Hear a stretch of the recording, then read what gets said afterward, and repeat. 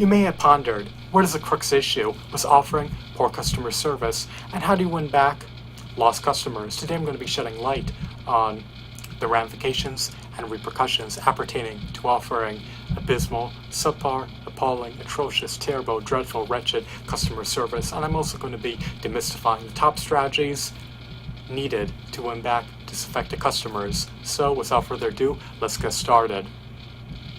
First off, your customer service representatives should never be incompetent, inept, unwitty, and unwise.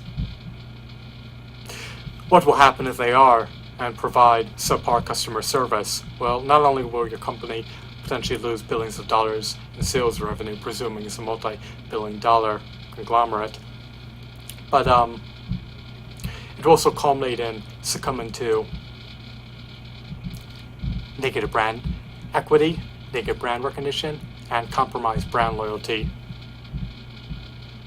And of course, when customers have a subpar experience with your company, the negative word of mouth spreads like wildfire via social media platforms. So enhance, enrich, augment your customer service training program and have managers and supervisors on standby ready to assist and aid their subordinates whenever needed.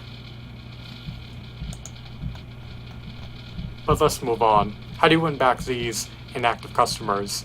Well, the first strategy involves offering incentives. You need to entice them to revisit your retail stores or shop online on your website once again. Regaining old customers is far more affordable than striving to acquire new customers. So focus on customer retention strategies and winning back disaffected customers. For instance, you could utilize email marketing strategies and send emails with clever titles, such as "Remember us, your favorite retailer," or "Still playing hard to get." This is salient, this is incumbent, this is pivotal.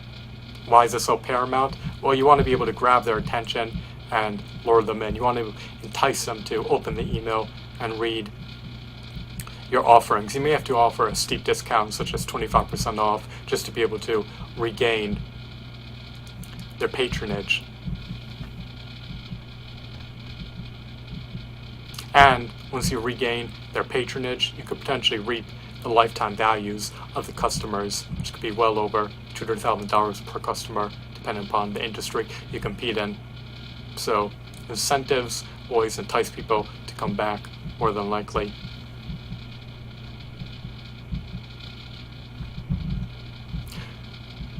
The second strategy involves embracing customer feedback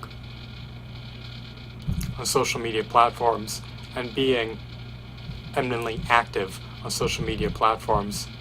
Your company's presence should be ubiquitous on social media platforms. Do not let complaints go unresolved. Make sure you address customer inquiries and utilize these social media platforms not only to curate content, but to also converse with your customers so that it's a two-way dialogue. You can also utilize these social media platforms to show that you're making customer-driven changes. For instance, you can offer coupons, launch a customer appreciation day, ask customers to vote on an item to bring back to the menu if you're a fast food brand. So leverage the global digital distribution power of social media platforms to show that you're not only embracing customer feedback and adhering to it, but that you're going above and beyond the customer's expectations to enhance your brand's offerings. So render them acutely aware and be transparent of what is going on. The third strategy entails launching a We Fixed It campaign. Domino's Pizza did this in the early 2010s They acknowledged, they admitted their faults, their flaws, and they subsequently showed how they revamped their brand so that their piece of products are more appealing. You want to be able to appease your customers, and it goes beyond simply communicating with your customers on social media platforms. When you launch a We Fixed It campaign, you acknowledge your flaws, you admit your flaws to earn back the customer's trust, and you show how your brand has been overhauled, how it's been revamped, how it's been refined, so that you're giving the customers exactly what they want. You could also dispense surveys to garner customer feedback and subsequently make customer-driven changes based on the survey data. You can be humorous in these marketing campaigns. They could be catchy, they could be indelible, and they could resonate with the customer. You just have to understand the psychology of the customer. You have to understand your target market in meticulous depths.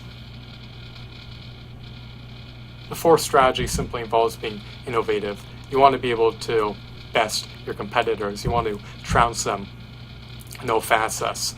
And how do you do that? Well, you make changes that are customer driven, but you could also show how your offerings trump your competitors. For instance, you could have more generous return policies. You could have a broader product selection. You could have more appealing price points. You could strategically remodel the layouts of your stores. You can embrace more technological changes.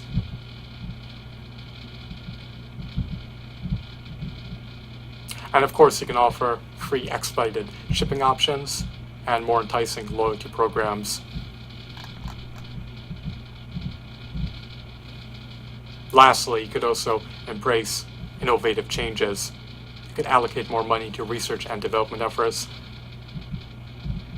The disaffected or the lost customers see that your brand has been overhauled. They see that your policies, your prices, your services, your product selections trump the competitors' offerings.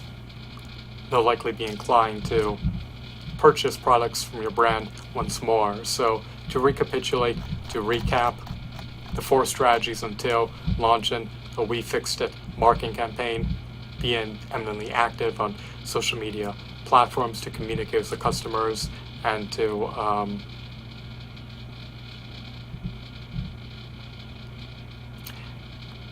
show your appreciation for the customers, being innovative and making changes to place you multiple steps above the competition, and of course offering incentives to entice customers to visit your website and to shop at your retail stores once more. So those are the basics of it. And if your customer service is deemed poor, then you have the autonomy to hire new employees, retrain your existing employees, or revamp the policies so that they're more customer service oriented and more streamlined. So I hope that you found this video to be insightful and intriguing. Have a wonderful day. Goodbye.